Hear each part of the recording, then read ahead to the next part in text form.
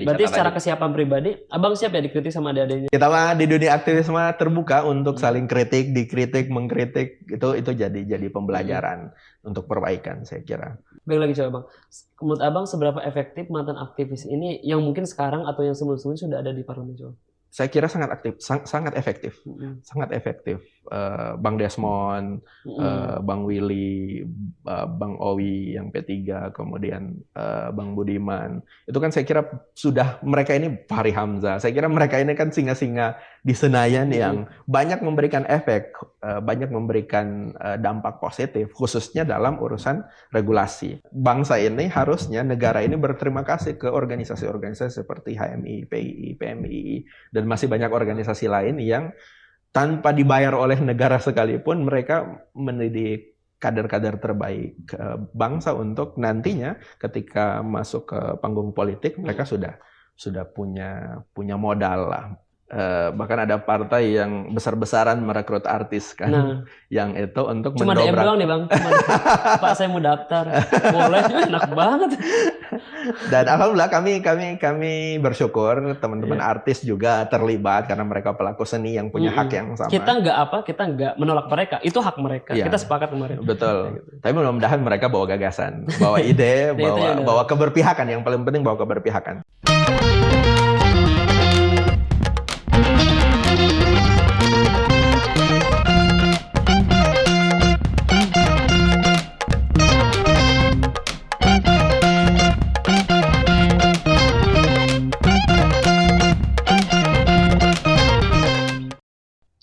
Ya baik, Assalamualaikum warahmatullahi wabarakatuh. Kembali lagi di agenda Forum Cakra, kolaborasi Forum Keadilan dan Cakra Lada. Kembali lagi bersama saya, host andalan. Host andalan ketika host yang lain lagi ada halangan. Oke, sebelumnya buat sahabat forum jangan lupa untuk subscribe dulu ya Forum Keadilan, YouTube Forum Keadilan, supaya jadi motivasi untuk kita terus menghadirkan konten-konten yang edukatif, juga menghadirkan narasumber yang hebat kayak gitu. Untuk apa? Untuk di setiap episodenya. Oke, kita lanjut. Hari ini saya sudah kedatangan Bang Rafani Tuahun, ya Bang? Yep. Rafani Tuahun. Selamat datang Bang.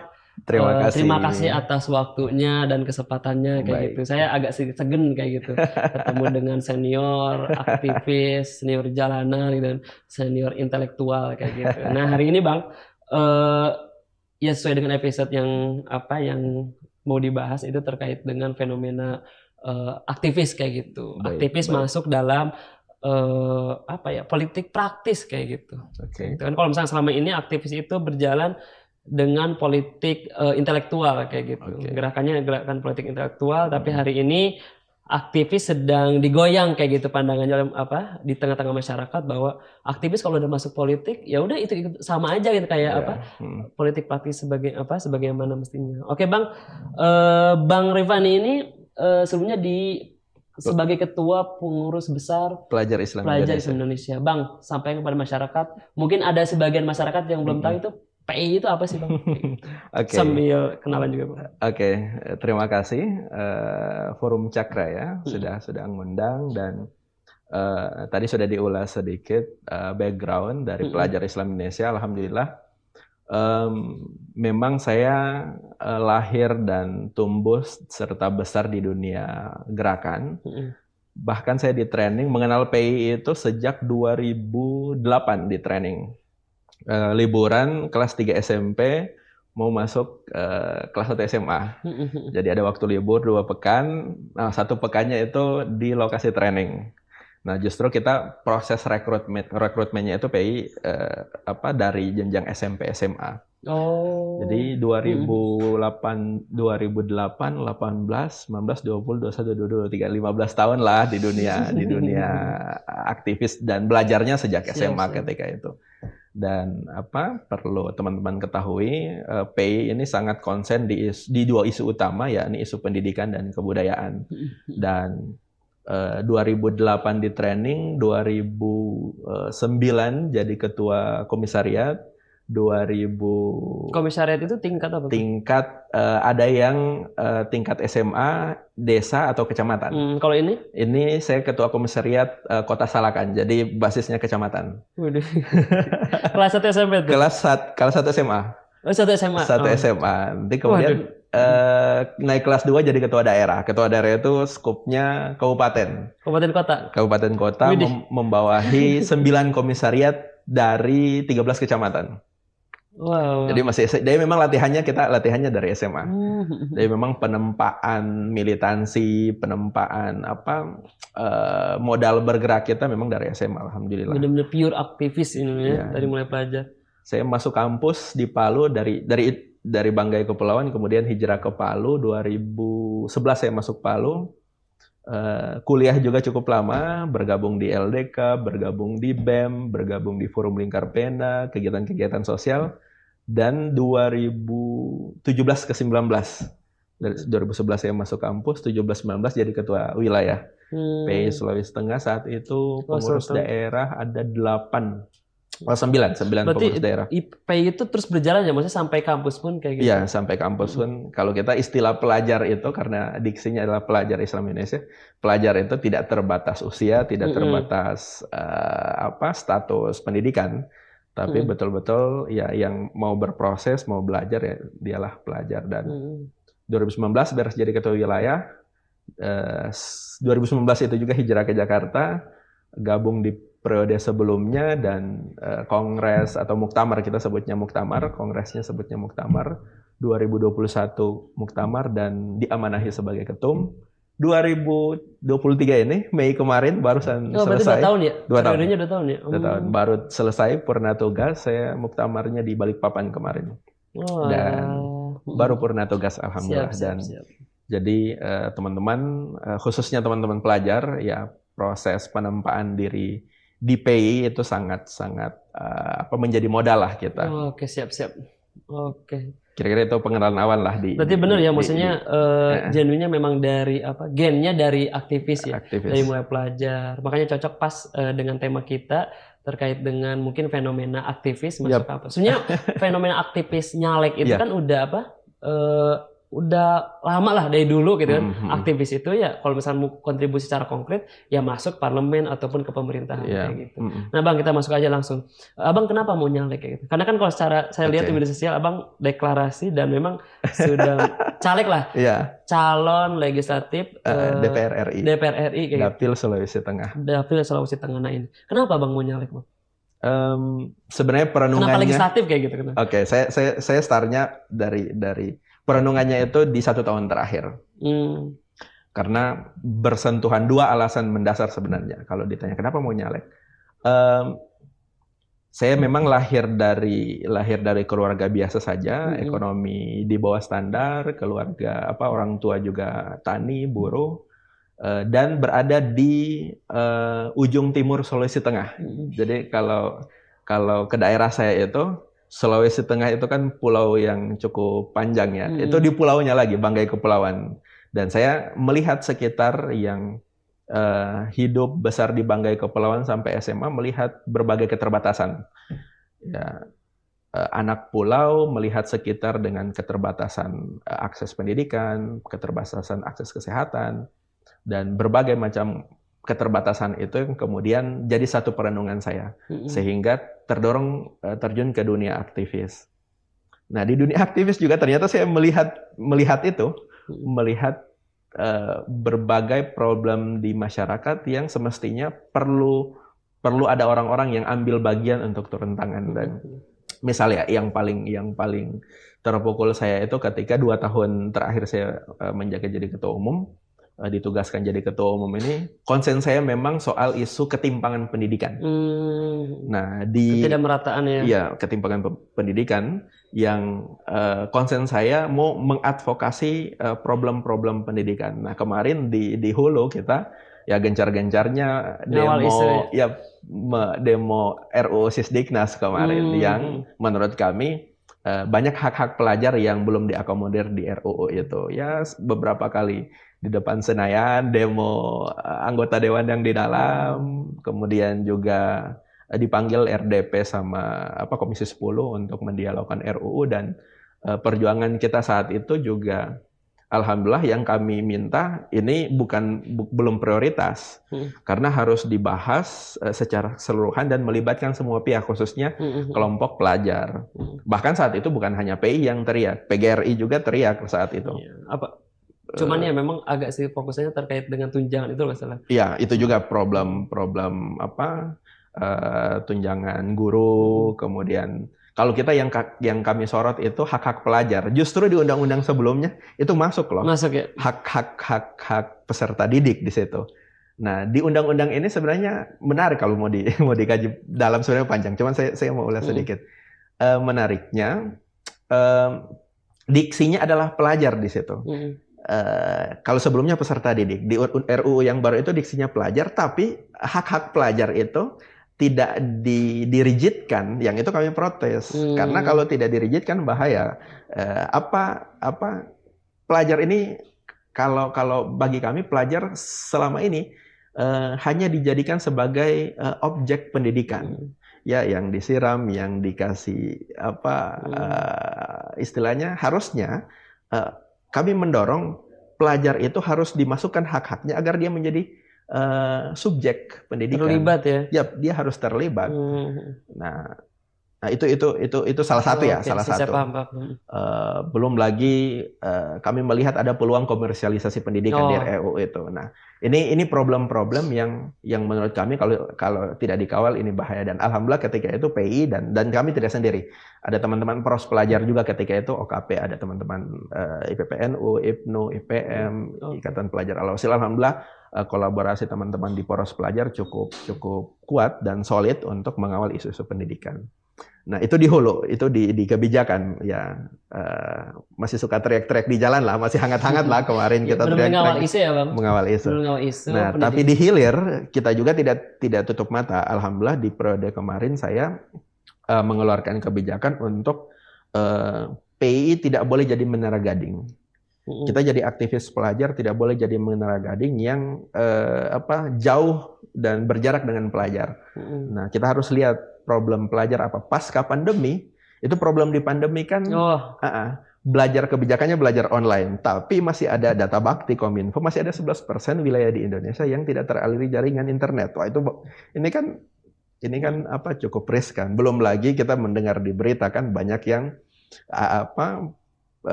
pelajar harus berjalan kilometer ke atas godong untuk cari jaringan berarti banyak ya, Bang, maksudnya bahan-bahan berarti memang target Komisi 10 ya? Kalau itu penugasan tergantung modus. Tapi saya karena ditanya kenapa mau nyalek, saya jawabannya adalah ingin menyambungkan keberpihakan, ingin melanjutkan misi keberpihakan. Karena tadi saya bilang saya masih ngawal lah. Yep. Nah, karena saya lahir di kondisi keluarga dan masyarakat yang serba terbatas, saya kemudian jadi aktivis yang konsen di dunia pendidikan, melihat realitas pendidikan ya. Saya kira banyak data dari BPS, lihat angka putus sekolah, angka buta huruf, yang itu masih sangat miris, dan ini perlu orang-orang yang kemudian terlibat, dan aktivis muda, anak-anak muda saya kira banyak yang konsen di situ. Dan kira-kira begitulah jawaban kenapa mau nyalek. Siap. Ingin melanjutkan misi keberpihakan. Kira-kira begitulah jawaban idealnya aktivis. Cuman Bang, saya agak sedikit jadi otokritik. Maksudnya kenapa jadi caleg kayak gitu? Kenapa nggak eksekutif aja yang diambil? Karena misalnya kalau secara program, kalau secara konkret, kayaknya eksekutif atau jadi kepala daerah lah gitu kan, baik itu wali kota ataupun kabupaten, kayaknya lebih konkret dalam menyelesaikan permasalahan kayak gitu. Kalau memang targetannya buat menyelesaikan pendidikan lah kayak gitu. Karena kan kewenangan daerah pun besar kayak gitu. Ya, betul. Saya kira itu benar, tidak dinafikan, dan persoalan di legislatif atau eksekutif itu pilihan. Yang saya kira kita banyak contoh-contoh angkatan 98 lah yang kira-kira hari ini kita banyak mencontoh ke mereka. Ada misal Bang Adian, PDIP, kemudian di Demokrat juga banyak ada Bang Andi Arief,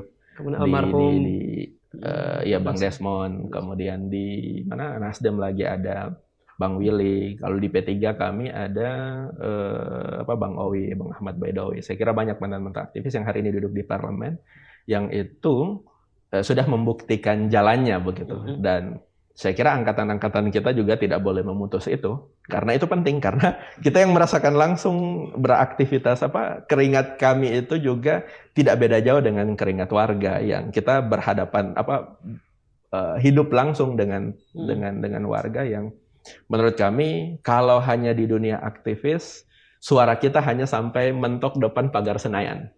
Tapi kalau masuk ke parlemen, menurut kami jalan kebermanfaatan dan keberpihakan tadi itu bisa jauh lebih banyak, bisa jauh lebih luas. Kira-kira intinya begitu. Akses potensi sekarang ya caleg ya Bang. Kalau caleg belum ya Bang? Caleg belum ya? Apa caleg? Calon eksekutif sebagai kepala daerah belum itu ya? Itu sambil jalan. Itu tetap ada target ke sana. Iya. Saya mikir kayaknya kalau secara konkret harusnya aktivis itu larinya ke eksekutif kayak gitu, jadi kepala daerah kayak pengambil kebijakan lebih di eksekutif lah. Cuman kan di legislatif juga tidak sedikit perannya kan. Maksudnya kalau aktivis lari ke legislatif, berbicara, menyuarakan pendapat, kayaknya itu memang kerjaannya aktivis lah gitu. Jangan kan di parlemen, di luar aja kita teriak-teriak kayak gitu. Betul. Maksudnya cuman kayaknya kok eksekutifnya ini nggak dilirik kayak gitu. Mungkin ada faktor lain yang memang ada jalan panjang lah kira-kira. Di eksekutif juga penting untuk pengambilan kebijakan, dan saya star dari legislatif yang saya kira fungsi regulasi, fungsi pengawasan, fungsi budgeting di dewan itu kan penting untuk kemudian dikawal, dan teman-teman aktivis fenomenanya cukup ramai, dan saya kira itu tidak perlu bolehlah diperdebatkan, tapi saya kira bukan sesuatu yang perlu kita anggap miring lah persoalan aktivisnya. Iya, jadi aku sepakat Bang. Maksudnya kita juga kalau saya ingin dorong juga teman-teman ini ya gak cuma di legislatif aja, ada ruang lain yang mungkin strategis. Betul. Sesekali kita ketemu lah, maksudnya ketemu antara aktivis memang ada di legislatif, ada juga di eksekutif, sehingga memang pembahasan mengenai kepentingan masyarakat itu lebih dapat. Betul. Ya. Kemarin tuh kita sempat bahas juga Bang fenomena artis kayak gitu. Nah ini kan ada bersinggungan juga tuh Bang. Kalau mau nyalon itu kan ya popularitas itu penting kayak gitu. Jadi bahasanya kalau Abang mungkin mantan ketua forum pengurus besar lah PII kayak gitu. Nah, ini popularitasnya apa bisa menunjang terkait dengan kesiapan Abang bakal dipilih sama dapilnya gitu kan, sama sakti dapilnya. Nah Bang, ukuran popularitas Abang seperti apa nih Bang? Kira-kira Bang?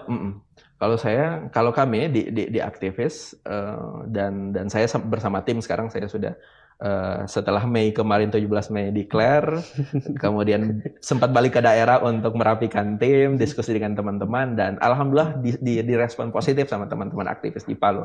P3 ya Bang? P3 ya? P3. Nggak dua partai kan? Satu partai aja. Soalnya kemarin ada orang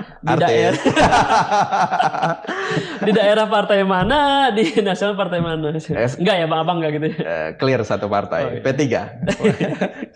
Dan teman-teman aktivis menyambut baik itu, sehingga kalau kami tidak start dari popularitas. Betul, sepakat. Jadi kalau start dari popularitas, jangan-jangan tidak punya keberpihakan. Justru kami startnya dari keberpihakan, popularitas mengikut, dan yang paling penting bagi saya adalah, tadi saya mau sambung, pas balik ke Palu, ke Banggai kemarin, teman-teman aktivis menyambut. Dan pada akhirnya mereka yang ikut terlibat dan bergerak untuk membangun tim, ikut mensosialisasikan, dan bergerak di daerah. Karena Sulawesi Tengah ini cukup luas dapilnya, 13 kabupaten kota, hanya satu dapil. 13 kabupaten kota, medannya cukup berjarak, cukup jauh, sehingga butuh kerja ekstra, dan kita startnya dari keberpihakan. Mudah-mudahan bukan karena popularitas, tapi karena niat kita masuk politik, mudah-mudahan kebermanfaatan kita dirasakan oleh warga, fungsi advokasi kita, fungsi pemberdayaan kita. Saya kira begitu. Jadi poinnya. pede ya Bang? Pede lah. Nyalek mah harus pede. Nah, aku sepakat sih, maksudnya kalau misalkan memang kita secara secara historis sudah ada kayak gitu dunia aktivis, karena memang ada isu yang yang selalu kita kaji, selalu kita bahas, sehingga mungkin ada gambaran ketika duduk di sana itu ada gambaran mau bahas apa, mau bawa kepentingan apa kayak gitu. Betul. Jadi kalau misalkan hari ini ada orang yang tiba-tiba gak ada hujan bilang saya ingin bermanfaat untuk masyarakat, itu bullshit. Coba kan sekarang fenomenanya atau sedang lagi ramenya kan, kemarin sempat rame juga ya, ada aktivis mantan ketua BEM lah gitu, nyalon kayak gitu, dan sempat banyak yang respon juga gitu. Nah ternyata mantan aktivis ini dipertanyakan juga kayak gitu, ngapain kayak gitu masuk ke ranah sana, karena seberapa efektif sih gitu kan ketika aktivis ini masuk di sana, toh ujung-ujungnya ngikutin apa kata ketum kayak gitu. Betul. Kayak gitu. Nah abang melihat fenomena itu seperti apa? Maksudnya apakah masyarakat emang udah gak percaya sama aktivis gitu kan? Lalu percayanya masih apa gitu yang yang buat masuk parlemen ini kayak gitu? Iya betul. Saya kira ini memang jadi PR teman-teman aktivis, apalagi yang berada di ibu kota. Yang PR-nya ada bagaimana masyarakat menjadikan aktivis ini menjadi penyambung suaranya. Nah, dan saya kira kita tidak perlu khawatir aktivis masuk politik itu memang tantangan, dua tantangan besarnya ketika masuk di partai. Fatsonya harus ketua umum, pasti itu tidak bisa kemudian dinafikan. Tapi kalau kami di P3 kemarin sebelum declare tanggal 17 itu sudah sempat berdialog juga dengan ketum. Saya berdialog alhamdulillah hampir 1 jam lebih, kurang lebih 1 jam kami berdialog berdua dengan ketum, dan alhamdulillah ketum kami Ayahanda Mardiono menyampaikan, Rafani, ini partai yang terbuka dengan anak muda. Silahkan. Semua partai kayak gitu Pak. Ya, saya kira itu yang disampaikan oleh ketum ke kami, dan beliau sampaikan, saya bilang, Pak Ketum, saya izin melanjutkan apa yang saya nilai-nilai yang saya yakini di PII, memperjuangkan hak-hak warga, khususnya di hak-hak pendidikan yang selama ini saya advokasi, saya perjuangkan dalam program-program dan gerakan-gerakan di lapangan. Saya ingin terlibat di politik, dan beliau menyambut baik dan membuka ruang yang sebesar-besarnya untuk saya dan teman-teman yang terlibat di P3. Saya kira itu poinnya. Yang langsung ya dari ketum. Alhamdulillah dapat respon yang cukup baik dari ketum, dan saya kira P3 pilihan yang tepat. Apalagi setelah kami dideklar juga kemarin belum lama, Mas Sandiaga Uno gabung P3 kan. Makin kuat ya, makin kuat dan makin kencang. Iya, dan itu satu kesyukuran karena relate dengan apa yang secara pribadi, dan kami teman-teman aktivis muda yang gabung di P3 ini melihat Mas Sandi sangat konsen dengan isu anak muda, khususnya ketersediaan lapangan kerja. Ini kan problem juga yang kami masuk di politik kan, paling tidak ada 3 isu mendasar yang kami mau kawal. Yang pertama isu pendidikan, isu kesehatan, dan isu ketersediaan lapangan kerja. Nah, Mas Sandi itu sangat konsen di isu ketersediaan lapangan kerja, yang angka pengangguran kalau kita lihat data terakhir turun memang, tapi masih banyak, 7,99 sekian ya, 7 sekian juta. Angka pengangguran di Indonesia itu masih cukup banyak, dan ini sangat dekat dengan anak muda, yang menurut kami sudah saatnya terlibat lebih banyak lagi aktivis. Saya kira masyarakat tidak perlu ragu dan khawatir dengan aktivis yang nyalek, aktivis yang masuk dunia politik. Justru nilai-nilai yang dimiliki oleh aktivis ketika masuk politik mudah-mudahan bisa dimaksimalkan di dalam. Meskipun tantangannya itu tadi, tantangannya adalah sistem di dalam yang kira-kira ya kita tahu sendirilah, jadi rahasia umum politik kita hari ini. Tapi kalau bukan anak muda, siapa lagi yang terlibat? Kalau bukan teman-teman aktivis yang punya nilai-nilai yang telah terbentuk secara mendasar di kelompok aktivisme itu, saya kira siapa lagi yang melanjutkan itu? Iya, minimal punya dasar kayak gitu. Punya dasar pemahaman. Kenapa kita sampai nyalon? Nggak cuma dapat momentum saja, apalagi manfaatin popularitas saja. Saya sepakat. Cuman Bang, mungkin ini jadi tantangan Abang juga ke masyarakat. Mungkin Abang berbicara 1 jam dengan Pak Ketum itu kan bukan jadi tolak ukur untuk abang bakal mungkin ketika dipercaya selama 5 tahun kayak betul. Untuk membuktikan kinerjanya. Betul. Nah bang, ini kemarin sempat ramai juga kayak gitu, ada gugatan kayak gitu bahwa ini yang lagi ramai juga gugatan terkait dengan masa jabatan ketum kayak gitu. Ini kan kritik juga di masyarakat terhadap sistem yang ada di partai politik kayak gitu. Karena selama ini ketika mungkin anggota-anggotanya di DPR kayak gitu, bahkan di pemerintahan, ujung-ujungnya kok yang berkuasa ini atau kingmakernya ini ketum-ketum kayak gitu. Nah, tanggapan abang kayak konsekuensi negara demokrasi yang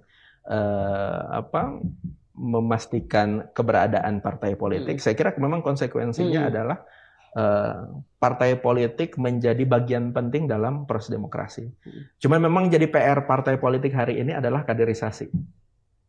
PR partai politik berharap sebenarnya partai politik ini jadi mesin menggodok kader-kader terbaik bangsa yang ketika digodok di mesin partai politik dimandatkan oleh ketua umum untuk misal jadi presiden, jadi gubernur, jadi bupati, bukan orang yang karbitan, kira-kira begitulah, bukan yang tiba-tiba muncul karena popularitas, kemudian ditempel dengan apa kata ketum, apa mandat ketum, kemudian ditempel juga dengan karena dia berduit, misal anak dari konglomerat, punya endorsement duit yang cukup besar. Nah, akhirnya teman-teman yang aktivis, yang punya kualitas, punya jam terbang, punya kapasitas, tidak terpakai. Hanya dipakai yang kelompok yang tadi itu, anak papa, anak orang besar, anak konglomerat. Nah, disinilah yang kira-kira perlu anak-anak muda yang tergabung di dunia gerakan ini terlibat juga di tengah. Kira-kira begitu. Tidak mengharamkan partai politik ya, Bang? Saya kira tidak boleh dinafikan. Nah, Bang, abang sendiri habis dari pengurus besar nih, langsung ditarik di P3. Apa memang sebelumnya udah mengikuti kaderisasi P3? Belum. Jadi memang komunikasi terbangun dengan semua pihak. Komunikasi terbangun dengan semua pihak. Berarti partai ini yang mungkin mempertimbangkan secara potensi abang bisa ditarik. Baik, betul. Sebelum ketemu ketum kemarin saya banyak berdialog dengan ketua DPW. Kebetulan ketua DPW ini Ibu Fairuz Husin Maskati, beliau orang yang banyak memberikan pembelajaran ke saya karena orang tua beliau almarhum Umi dan Abi itu PI keras, PI tulen, yang mereka dua menempa saya. Abi dan Umi menempa saya, dan anaknya sekarang jadi ketua DPW juga banyak mementori saya, dan perjalanan intens saya 2 tahun terakhir lah dengan beliau berdialog, berdiskusi, dan beliau membuka ruang, Rafani kalau pengen terlibat sama-sama, ayo kita sama-sama. Saya bilang saya selesaikan dulu masa jabatan saya karena nanti lampu merah sebelum beres ketum sudah ada KTA kan repot. Nggak boleh ya? Nggak boleh. Kalau di PI sangat independen. Nah, itu apa pengaruhnya Bang ke organisasi sebelumnya? Ke PI itu sendiri apakah nanti abang intervensi atau gimana? Oh, justru ini kita mau melanjutkan misi. Memang di PI karena PI itu sangat konsen dengan pendidikan, maka ujungnya adalah memastikan kader-kader terbaiknya berdiaspora di mana saja. Nah, misalkan sekarang banyak senior-senior PI yang setelah di training di PI, misal ada Mas Muzani di Gerindra, ada yang terakhir misal jabatan tertinggi Pak JK sebagai wakil presiden, dan masih banyak lagi saya kira senior-senior kita, tokoh-tokoh kita yang lahir dari PI dan mengambil peran strategis untuk negara, dan itu tidak boleh putus. Nah, makanya secara keorganisasian alhamdulillah sudah selesai. Awal Mei saya selesai.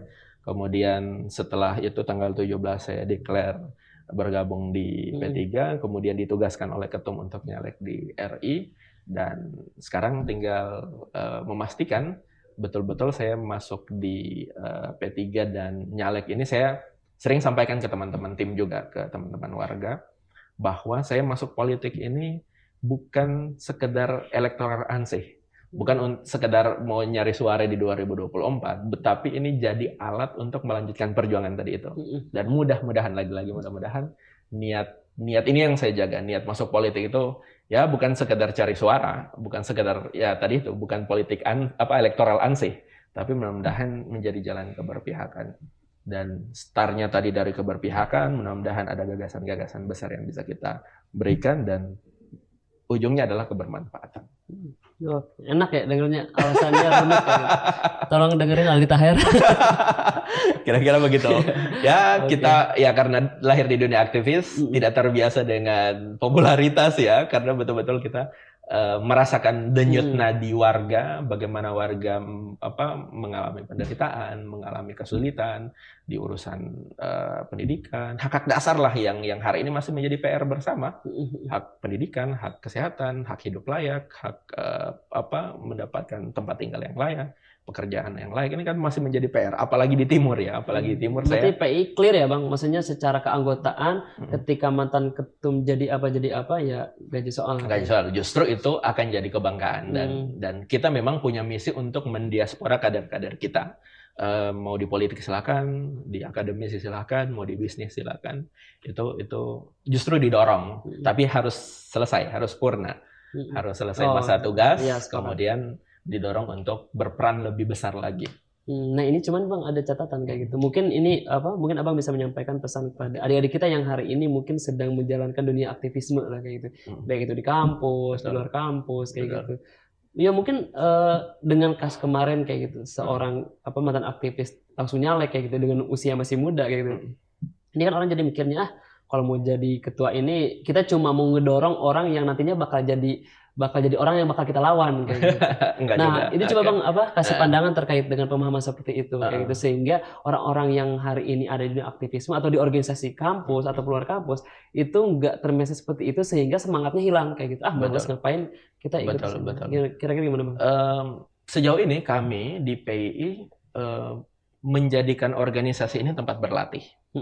Tempat menempa diri, menempa kepemimpinan yang pasca selesai tugas dan amanah di organisasi ini kan jangan sampai keluar bias. Dia harus punya ruang yang lebih konkret lagi, lebih konsen lagi.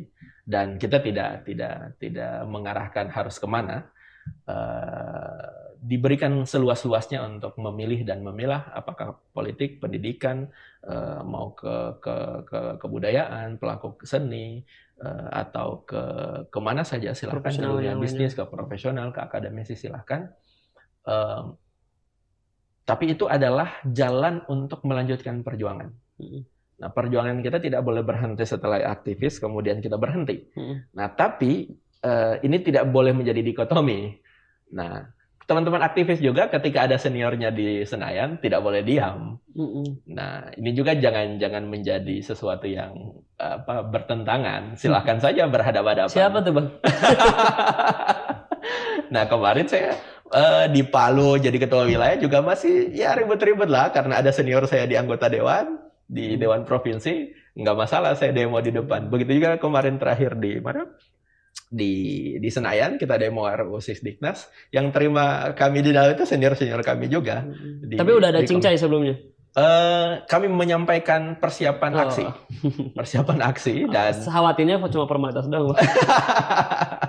Saya kira alhamdulillah kita setelah kalau mau dirunut kemarin setelah aksi beberapa kali di depan Senayan, kemudian diterima Ketua Komisi 10, kemudian diterima RDPU bareng-bareng dengan Persatuan Guru, dan itu suara kami didengar dan kami meminta RUU itu tidak disahkan di tahun ini karena perlu pembahasan, dibahas dulu dan melibatkan semua pihak. Dan alhamdulillah berhasil ketika itu ditunda dan belum masuk di prolegnas ketika itu. Dan kemarin itu kami menunggu kapan diundang untuk membahas lebih detail. Tapi masukan-masukan kami ketika itu ada dokumen yang hasil kajian kami yang sudah kami berikan ketika itu. Jadi poinnya adalah aktivis tetap jadi aktivis. Pasca aktivis pun masuk ke dunia politik, nilai-nilai aktivisme tidak boleh hilang. Harus tetap dilanjutkan. Jadi jalan keberpihakan itu tidak boleh berhenti. Beres jadi aktivis, kemudian hilang nilai-nilai aktivisme itu. Sebenarnya ini Bang, baik lagi ya benar. Ini kan lingkaran yang terus berjalan gitu. Sehingga harapan masyarakat itu sebenarnya kalau orang DPR itu kan ya yang bisa menyuarakan pendapat gitu. Makanya ketika khusus aktivis yang dulu memang dekat bersama rakyat, tiba-tiba ada di parlemen dan ujungnya malah bertentangan kayak gitu. Gitu. Nah, ini kan jadi apa? Jadi warning buat apa? Buat Abang sendiri. Betul. Gitu. Jadi berarti secara kesiapan pribadi, Abang siap ya dikritik sama adik-adiknya? Siap dong. Sudah. Apa mau ngamanin adik-adiknya? Kita mah di dunia aktivisme terbuka untuk saling kritik, dikritik, mengkritik. Itu jadi pembelajaran untuk perbaikan saya kira. Dan insya Allah ketika terpilih jadi anggota DPR RI nanti, ya ini kita juga siap untuk mendapatkan banyak cacian, makian, kritikan, itu masukan lah ya. Masukan ya. Itu sudah biasa di kami karena ruang dialektika aktivis sangat terbuka untuk perbaikan. Ya kadang kalau tidak masuk tidak melewati dunia aktivis, ya kadang ya tebal telinga juga para dewan kita nih, sehingga butuh orang-orang yang terbuka, dan aktivis juga saya kira ruangnya sangat terbuka. Baik lagi coba Bang, menurut Abang seberapa efektif mantan aktivis ini yang mungkin sekarang atau yang sebelum-sebelumnya sudah ada di parlemen coba? Saya kira sangat efektif. Sangat efektif. Bang Desmond, Bang Willy, Bang Owi yang P3, kemudian Bang Budiman. Itu kan saya kira sudah, mereka ini Fahri Hamzah. Saya kira mereka ini kan singa-singa di Senayan yang banyak memberikan efek, banyak memberikan dampak positif, khususnya dalam urusan regulasi. Nah, misalnya Bang Budiman kemarin kita familiar lah mendorong undang-undang desa, yang itu inisiasi dari beliau, pikiran-pikiran beliau sangat besar yang sekarang dirasakan kan bagaimana undang-undang desa itu bermanfaat bagi warga yang langsung di desa. Dan saya kira senior-senior kita sudah banyak menunjukkan itu, dan ini tidak boleh terputus. Butuh orang-orang yang lahir dari dunia kepemimpinan aktivis untuk terlibat di politik, apakah eksekutif, legislatif, atau di mana saja, yang kira-kira itu punya nilai yang dijaga, yang kedua punya daya dobrak yang kuat. Nah, dan aktivis sudah terlatih dengan dorong-dorong pagar Senayan, dan tidak kosong. Saya kira mereka teman-teman aktivisnya tidak kosong. Dia punya daya yang dilatih, karena di dunia aktif kan dia dilatih untuk mengkaji, mendalami isu. Tapi kan dia saat jadi ketua BEM, jadi ketua umum, dia tidak punya kewenangan untuk mensahkan kebijakan. Yang punya kewenangan kan di dalam. Dia hanya kaji, kritik. Nah, tapi itu penting untuk melatih daya nalar kita, dan butuh orang-orang yang, bahkan menurut saya partai politik yang merekrut aktivis itu justru harus berbangga, harus senang, karena tidak terlalu repot-repot lah dia melatih kepemimpinan kader partai politik, karena sudah tertempa di organisasi.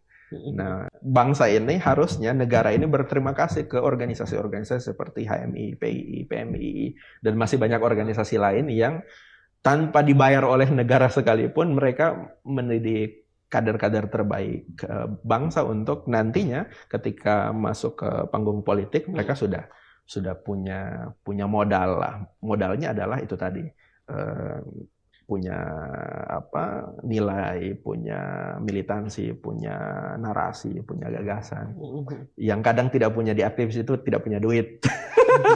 Nah, maksudnya itu Bang, maksudnya saya sepakat kayak gitu, aktivis ini memang seharusnya ya terjun lah kayak gitu di politik-politik, sehingga ke depan terkait dengan kebijakan apapun, isu apapun, bisa langsung berkontribusi gitu sebagaimana pelaku kayak gitu. Sebagai pelaku. Cuman kan baik lagi nih Bang, partai ini kurang menarik kayak gitu lihat aktivis. Mungkin lihat aktivis ya cuma bisa ngomong, cuma bisa teriak-teriak doang kayak gitu. Mungkin secara popularitas ya nggak populer-populer amat kayak gitu. Nah, ini Abang lihat fenomena partai itu mungkin lebih membuka kepada orang-orang yang lebih famous lah kayak gitu. Betul, tidak bisa dipungkir itu. Bahkan ada partai yang besar-besaran merekrut artis kan, yang itu untuk cuma DM doang nih Bang, Pak saya mau daftar, boleh, enak banget. Dan alhamdulillah kami bersyukur teman-teman artis juga terlibat karena mereka pelaku seni yang punya hak yang sama. Kita nggak menolak mereka, itu hak mereka. Kita sepakat kemarin. Betul. Tapi mudah-mudahan mereka bawa gagasan, bawa ide, bawa keberpihakan. Yang paling penting bawa keberpihakan. Nah, jangan sampai masuk DPR, masuk Senayan, masuk Dewan, tapi keberpihakannya tidak begitu jelas. Nah, ini yang menjadi tanggung jawab aktivis untuk terlibat menjadi mayoritas. Kalaupun tidak mayoritas di jumlah karena kalah duit, tapi harus mayoritas di nilai dan gagasannya. Nah, kira-kira begitu inti yang penting. Bang, ada statement kayak gini. Kalau mau masuk nyalek itu ingin berbenah gitu secara internal kayak gitu. Nah, itu Abang menanggapi kata-kata seperti itu. Kan itu kan hal normatif kayak gitu. Jadi pengen ngeberesin soal urusan ketika kita masuk di dalamnya kayak gitu. Nah, ini yang nggak relevan kayak gitu. Ngeberesin yang kan berharapnya itu ketika apalagi kalau di parlemen bahwa isu yang ingin dibawa, contoh aku sepakat kalau misalnya Abang memang concern di pendidikan, jadi jalurnya itu utuh kayak gitu. Tapi kalau misalkan ingin ngeberesin secara partai politik ini catatan kayak gitu. Betul. Nah, Abang ada tendensius ke situ gak Bang, maksudnya untuk ngeberesin secara mekanisme kepartaian seperti ini kayak gitu. Kayak gitu. Mudah-mudahan ini tidak terlalu sulit. Mudah-mudahan tidak terlalu sulit dan saya lihat peluangnya di P3 terbuka. Nah, ada beberapa partai yang menurut saya sangat komando dengan ketum ya, bahasa komando dengan ketum ini sangat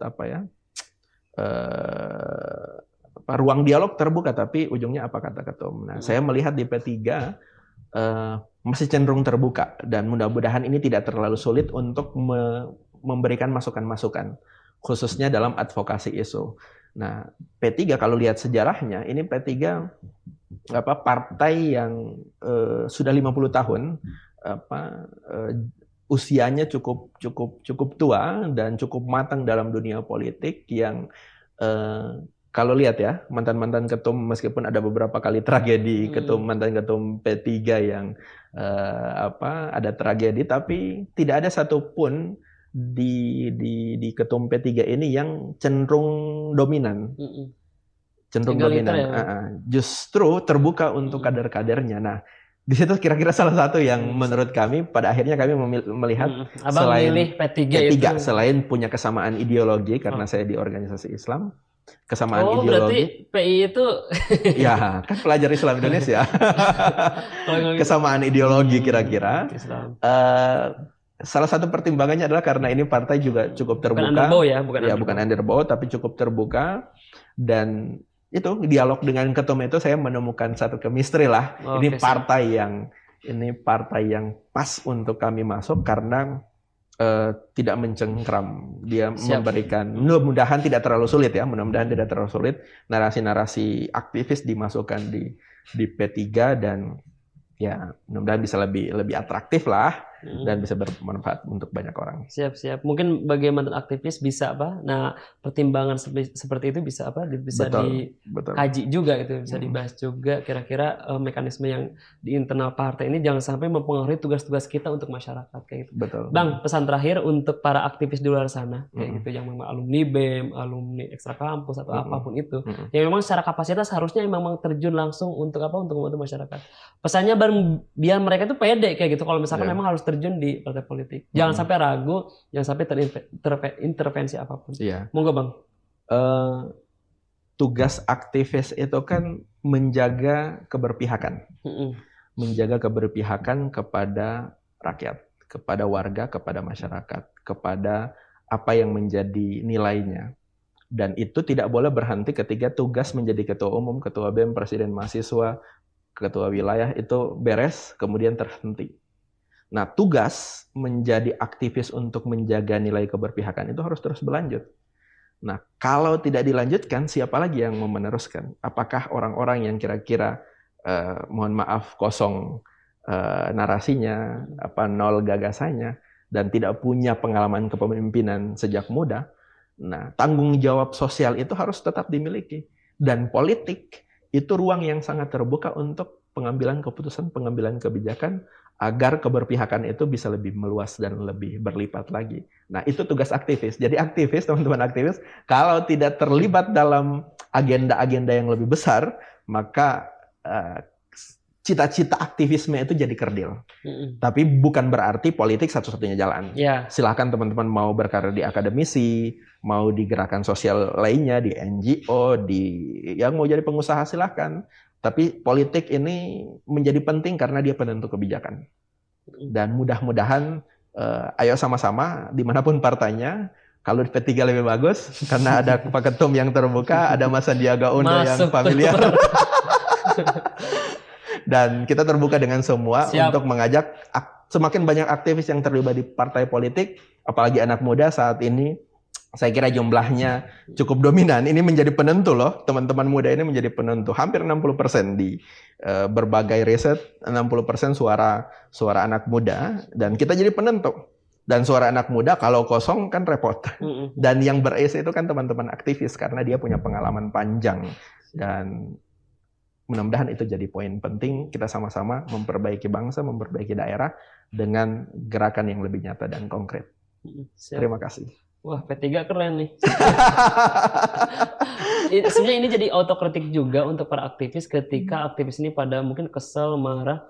Ngapain sih artis nyalek kayak gitu? Ini kenapa artis nyalek? Karena aktivis gak mau nyalek. Kayak gitu. Ini jadi tekanan juga untuk para aktivis di luar sana. Kayak gitu. Jangan ragu bahwa tanggung jawab teman-teman ketika dulu dipercaya oleh rekannya, oleh kelompoknya, kayak gitu, komunitasnya. Untuk apa? Untuk terus hadir di tengah-tengah masyarakat, membawa keresahan-keresahan masyarakat. Betul. Saya sepakat, Bang. Mungkin itu aja, Bang. Terima kasih. Waktu diskusi kita ini. Saya ucapkan terima kasih Bang Rafani atas kehadirannya. Untuk para sobat forum, jangan lupa terus disupport juga media sosial kita, media podcast kita, Forum Keadilan, dengan agenda Forum Cakra ya. Semoga teman-teman bisa support terus, subscribe bagi yang belum, untuk mendukung gerakan kita, dan kita akan termotivasi juga atas dukungan teman-teman. Itu aja mungkin, Abang. Terima kasih. Assalamualaikum warahmatullahi wabarakatuh. Assalamualaikum warahmatullahi wabarakatuh. Siap.